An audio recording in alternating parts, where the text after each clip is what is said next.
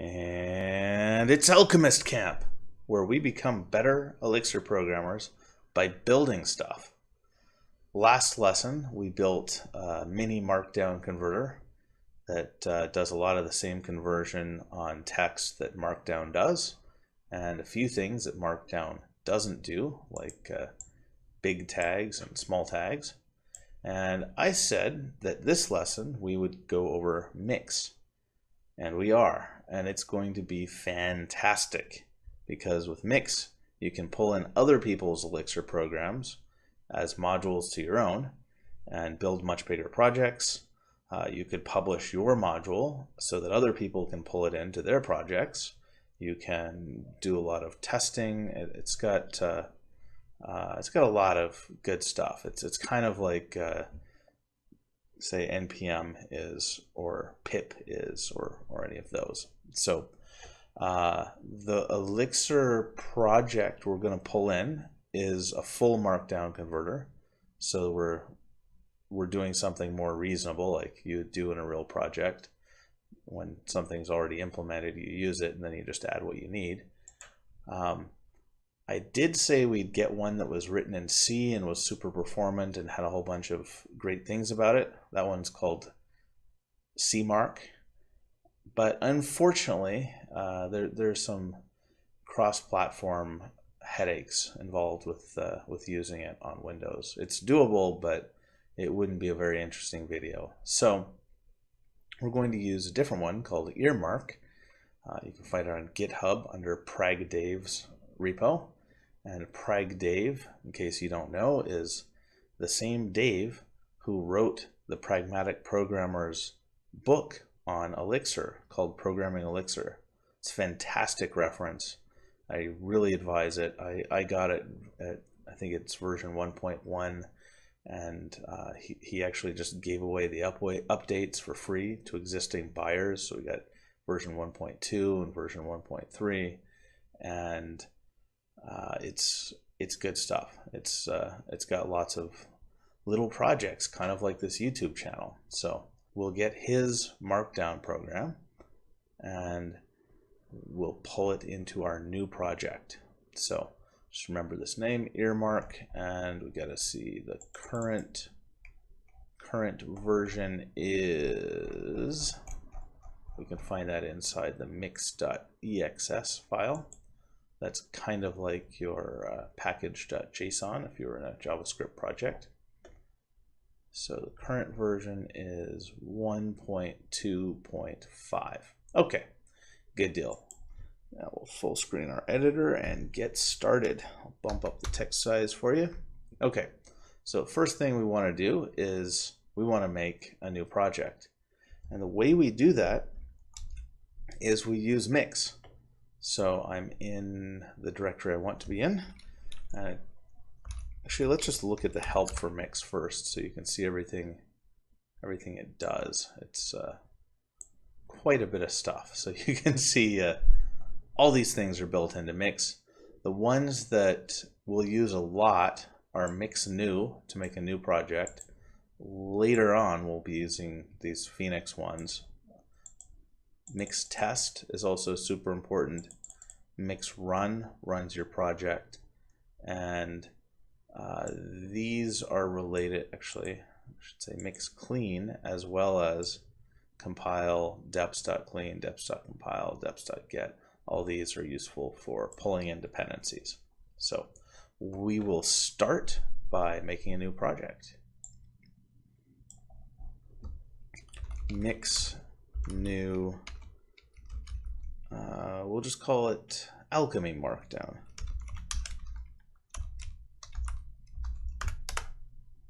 And it generated a whole bunch of stuff for us. So you can see this whole directory for Alchemy Markdown. We have a config. Why is that over there? Let's kill this whole tab actually. We have config.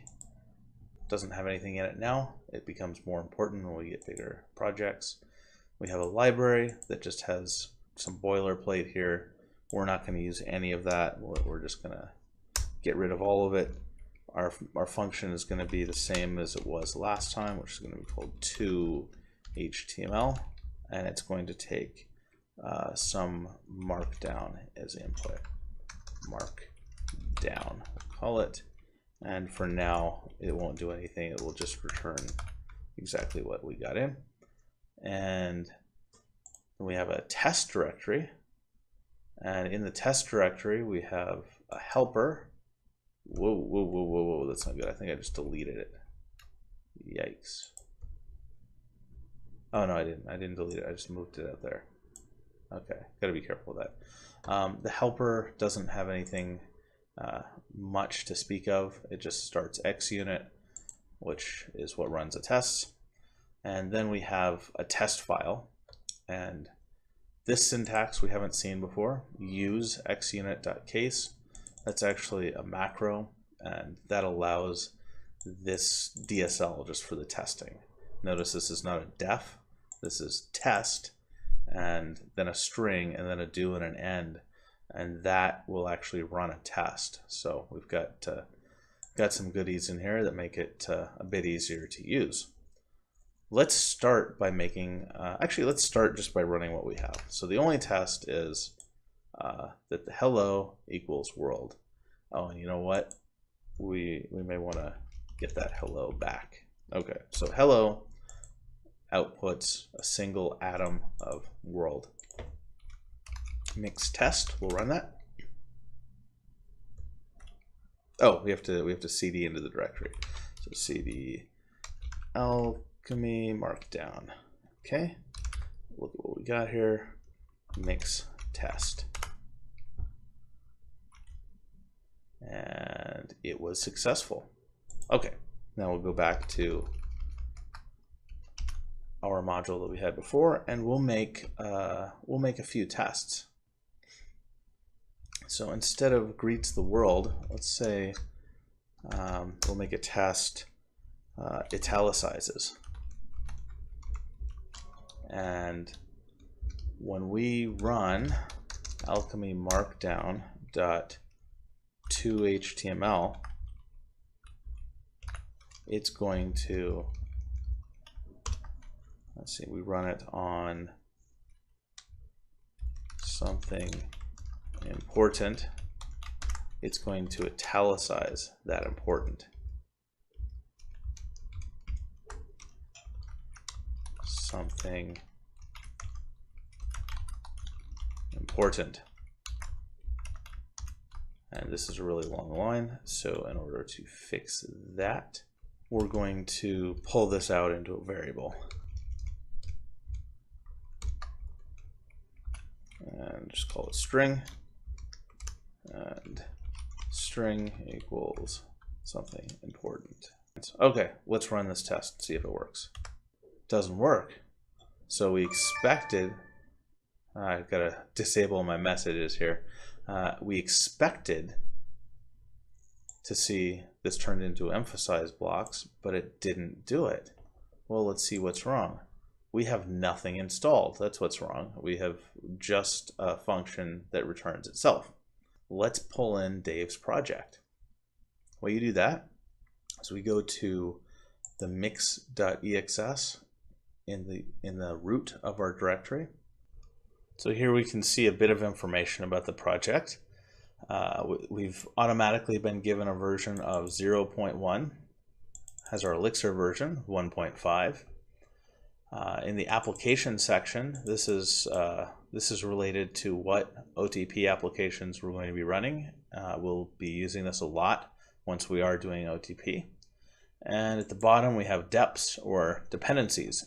The two ways to add dependencies are either from hexpm, which is kind of the place where you get everything in Elixir, or from any Git repository. So this doesn't have to be GitHub, it could be GitLab, just wherever the code happens to be. And likewise, once you're done building a project, you can share the Git address, and then anyone else can pull it into their projects. But if you publish it to hexpm, it'll be easier.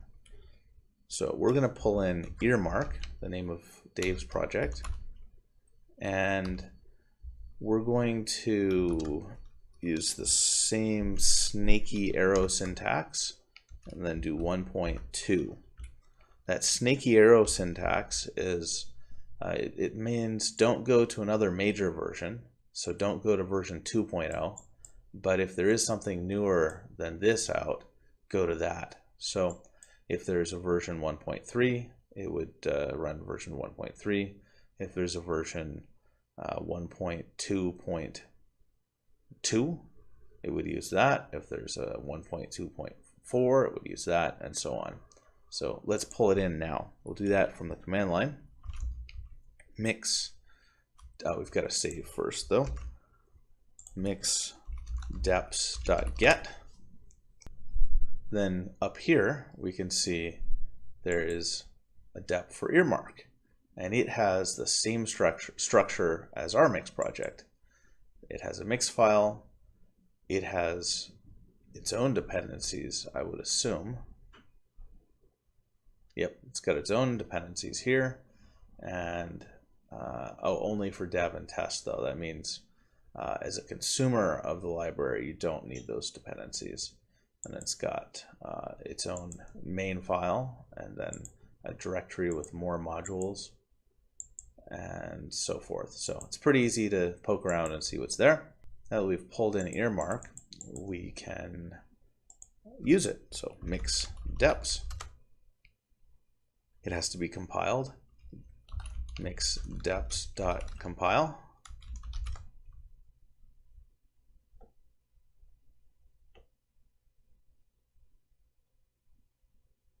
And it is compiled. So we should be able to just pull it right into our project. We'll go to our file, and instead of just returning the markdown that was input into our function, we will run it through Earmark. And the main function in Earmark is, well, we could look at the GitHub instructions, or we can just pull it open here in our deps. Let's look at the main file for it, which is earmark.ex, and it looks like it's as HTML.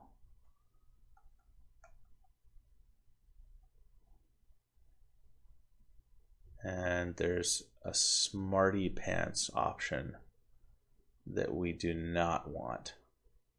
Okay, so we'll put that into ours. So Earmark Earmark as HTML. That's a little bit weird. Earmark as HTML. Our markdown. Markdown, or if we don't pass anything in, let's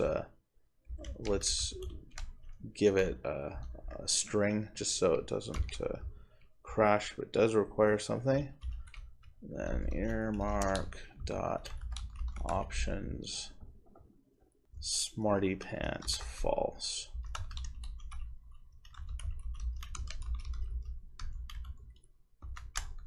Okay, and now our function is basically just running Earmark, and that's all it's doing, and that should pass our test that we made, because our test was just to see if we could italicize things, and that's part of standard markdown.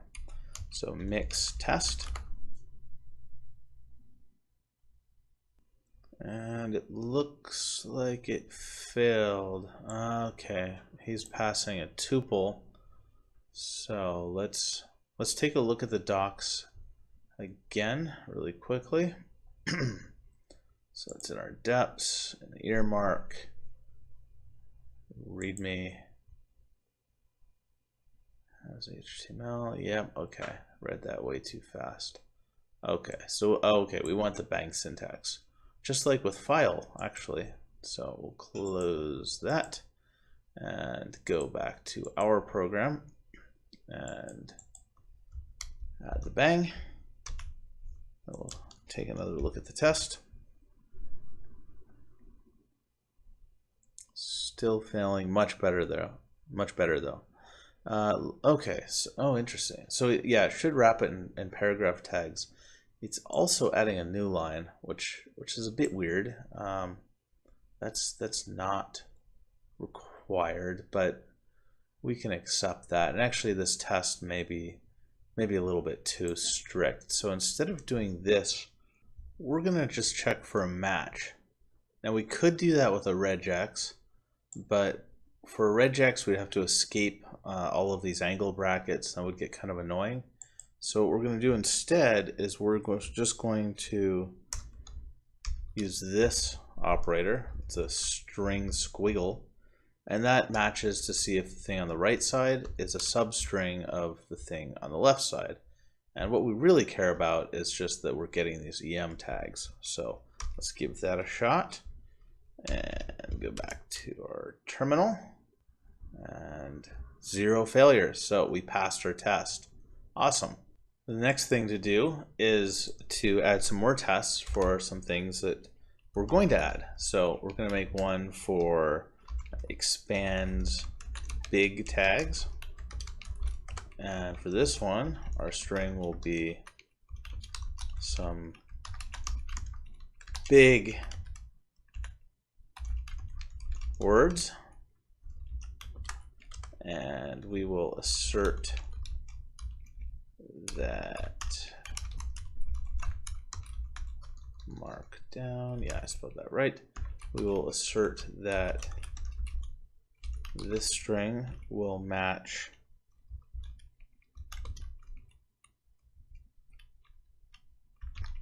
big words.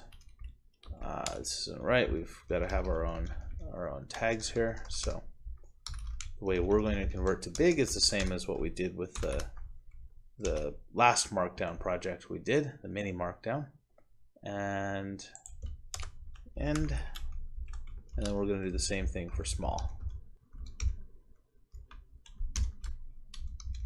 And expands small tags.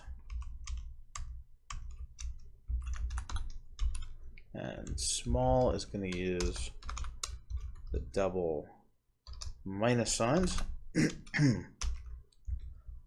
And we got to end whole module, something 8 and end there. Okay, so we should have 2 test failures now. Whoa! Unexpected token end. Oh, this is what happened to it. We should have 2 test failures for the small and the big. They're just not converted. Now we can go add that to our Markdown like we did last time. So in Mini Markdown, we had a way to convert big and a way to convert small. We're just going to copy them into our new Markdown.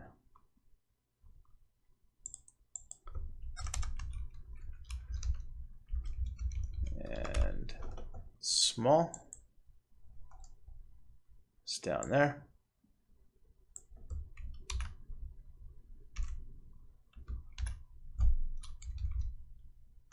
Okay, and now we'll run the test again.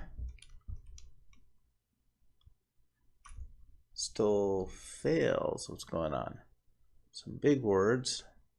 Looks like it's not getting converted. Oh, that's because we're not even using those functions. So we got to do the same kind of pipeline-y thing we did last time.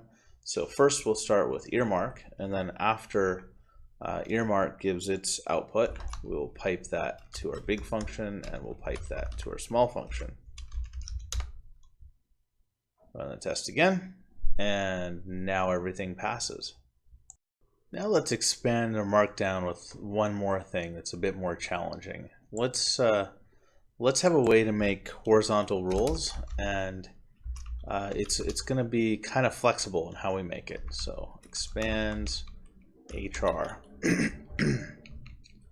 tags, and our string is we're going to have multiple strings actually. So string 1 is stuff over the line, and we have a new line because we're going to start horizontal rules on new lines. That'll be one of the requirements, and we're going to be able to do it with 3 dashes. or we're going to be able to do it with 3 stars,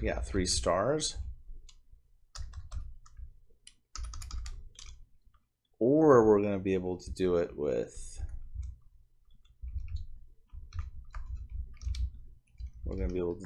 them spaced out a bit.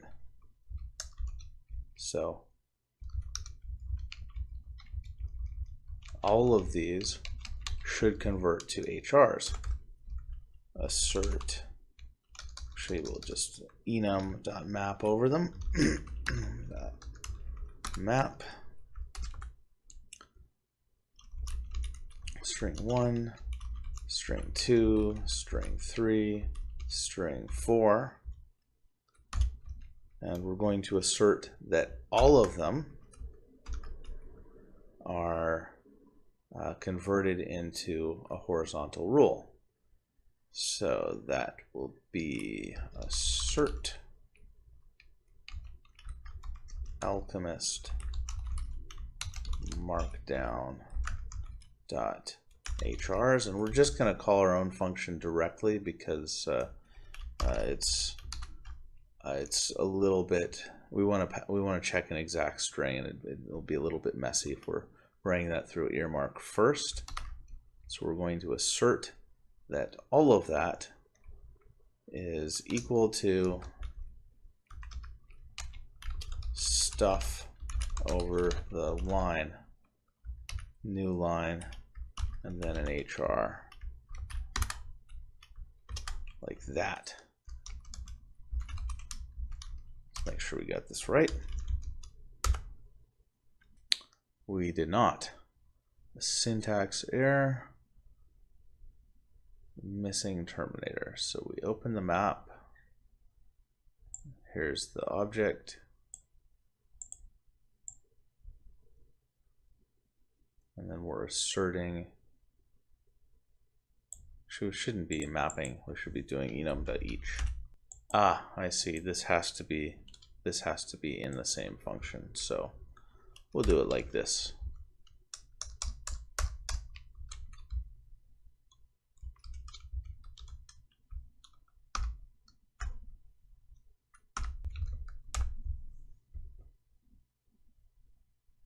There we go, 4 tests, 1 failure. And undefined alchemist markdown /HRs.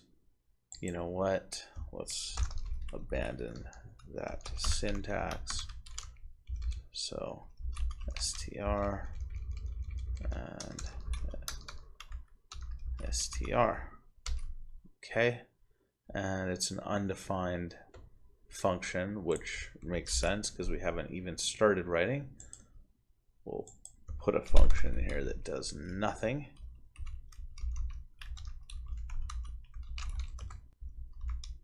Just text and end.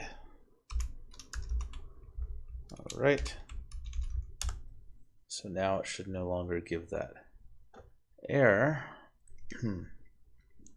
Function is missing an end because I changed the syntax, which was totally not necessary, although I think it is a little bit clearer. So that is the main one. This is what should have been the end. Okay. Nope, we still need an end for the do. Okay. So now we have a fairly normal error. Undefined markdown.hrs. Really? Why is that? Because it's Alchemy Markdown.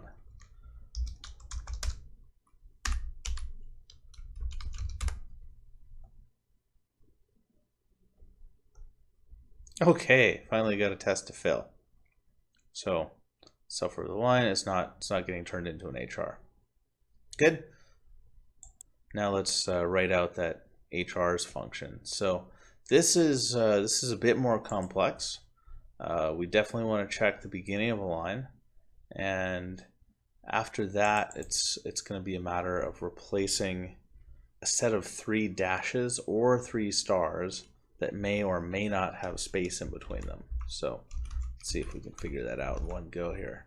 Regex replace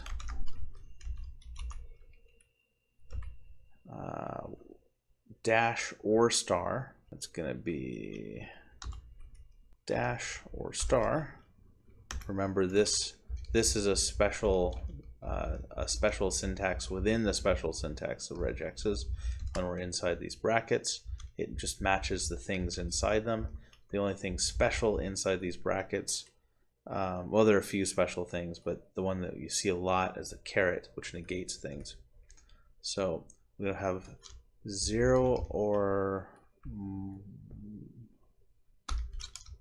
1 of, no, actually we're going to have exactly 1. So we've got to match a dash or a star at the beginning of a line, and then actually we don't need to capture the new line, and then we're going to possibly have spaces. So space star means 0 or more spaces. Then we're going to use \1 to grab this, or to use this first thing that we matched between these parentheses, and then 0 or more spaces again, and then we're going to insist on at least one more occurrence of this thing that we matched here, but maybe a whole bunch. And finally, we're going to have a final copy of this first thing that we matched. So this way you can't have, say, 2 dashes and a star, or a star or 2 stars and a dash. Like, it has to be 3 of the same. Let me close the regex. And you know what? I really think it's clear, even though most people use the slashes, I think it's a bit clearer with the braces, just because we don't have that other places. Makes it obvious which one's the delimiter. And then text, and we will replace all of that stuff that matched with NHR, self-closing tag. Okay. Let's give that a check with the tests. Okay, we're missing that closing parenthesis. Let's try again. All right, no failures. Should the test have anything more in it? Actually, yeah, it should. We should be sure that it actually does require that this sequence happens at the beginning of a line, because otherwise it's going to be a kind of weird markup that gets in the way, because we're going to have lots of lines. Well, not lots, but we could occasionally have stuff like this. So that one, actually that one's the failure case, so that's not going to be there.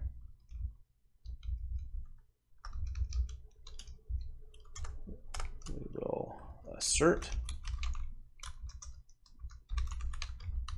Alchemy Markdown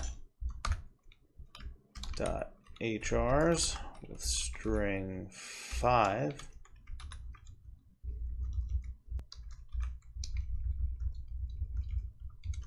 is equal to string 5.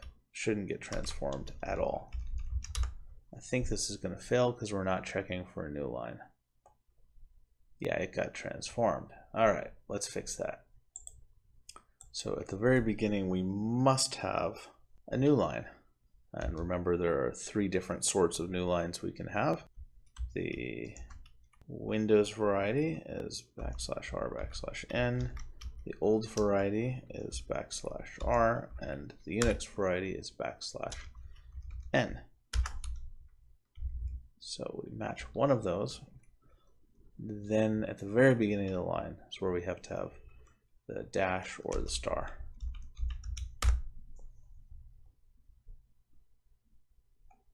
And now we're devouring a new line.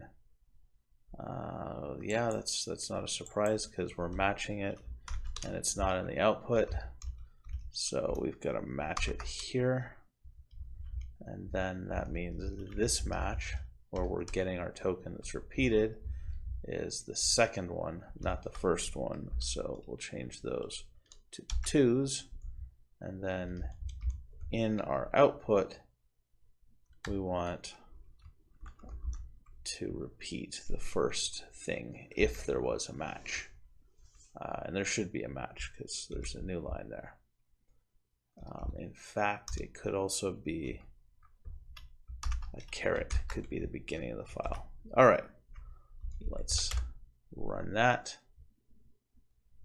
Okay, all the things are passing, and that fourth test is a pretty significant one. So let's recap what we've gotten done so far. We have taken all these things from Mini Markdown, which didn't implement all of Markdown, and we put them into a real Markdown program. What makes it a real one is we have pulled in a fully compliant Markdown parser, and then we've added some more things to it. The ability to do big tags and small tags and HRs, and if we wanted to, we could have expansions for, say, embedding Wistia videos or whatever is useful for us in whatever publishing app we're building. So this is a pretty big win to be able to leverage an existing project and then extend it like this.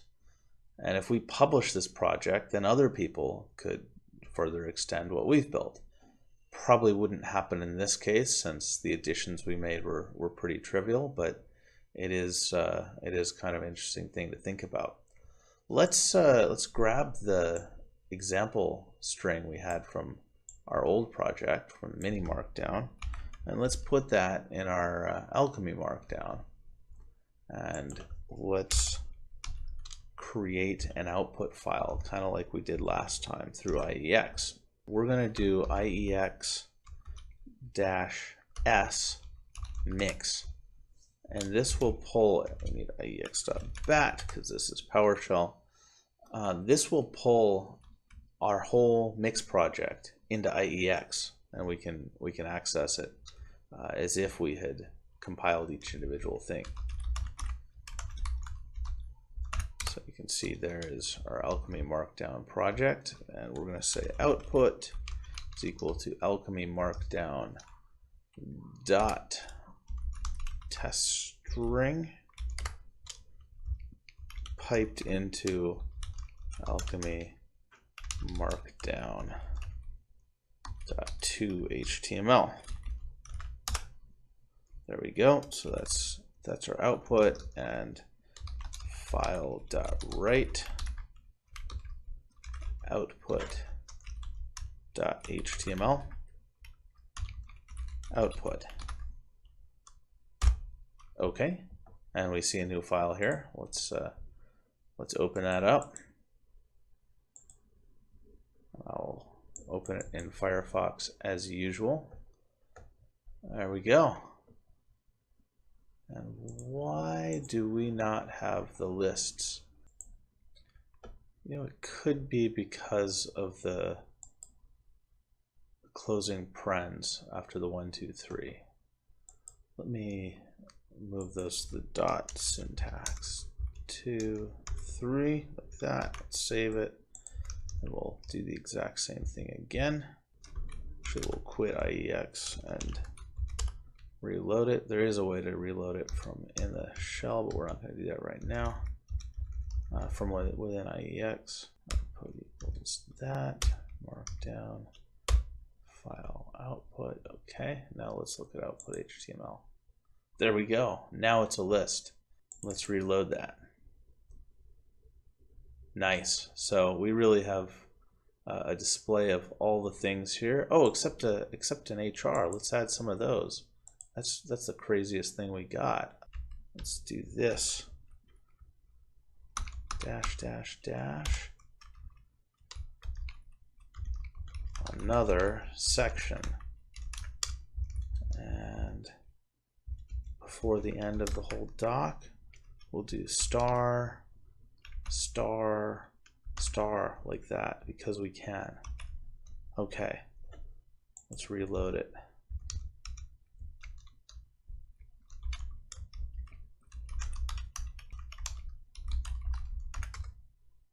All right, output, write the file, and let's look at it. We do not have quite what we wanted. We don't have it at all. Okay, in order to help debug this, let's modularize this a little bit more. We're going to move Earmark into its own thing. Earmark. Do. Oh, call that Markdown here. Markdown. And then end. And up here to HTML of Markdown. Do. Markdown, and Earmark will just be the first thing we pass it to.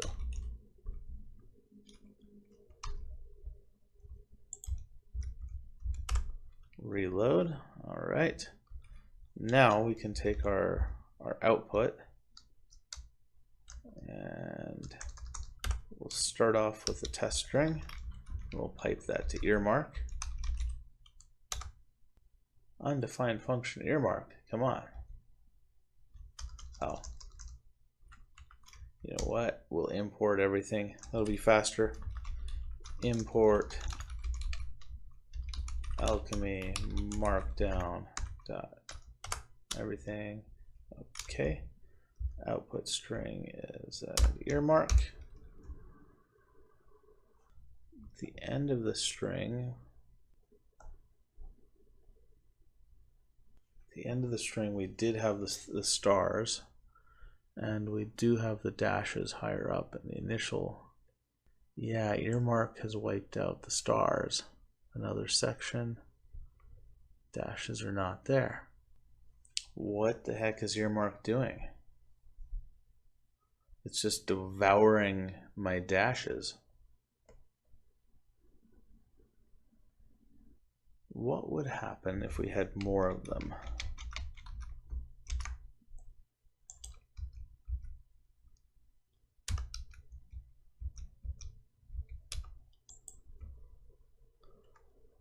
All right, Earmark is a dash eater, so I'm actually not super happy with this. This is not something a Markdown converter should do, as far as I know.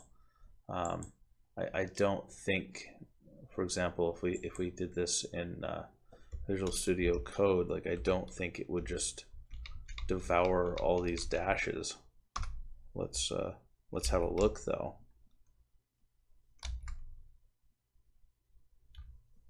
Now Visual Studio Code makes that into a header. I mean, it makes it into a horizontal rule, just like I was implementing. So you know what? Screw letting Earmark do that. Let's just jump in front of line. So we'll put the HR conversion before Earmark even touches it. Really wish we could have gotten CMark going. Okay, those dashes are intact, though they didn't get converted to an HR. Oh, wait till I reload. And do I have dashes in there? Is the file saved? Okay.